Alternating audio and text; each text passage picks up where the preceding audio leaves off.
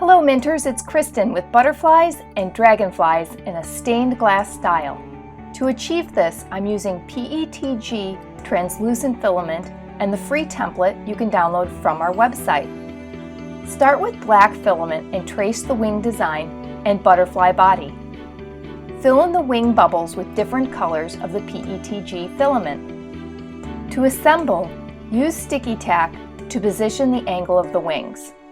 Hold the butterfly body in between and connect. Flip over and reinforce. Freehand draw the antennas with the 3D pen. Hold in place to cool and harden. For the dragonfly, trace the wing outline and body with black.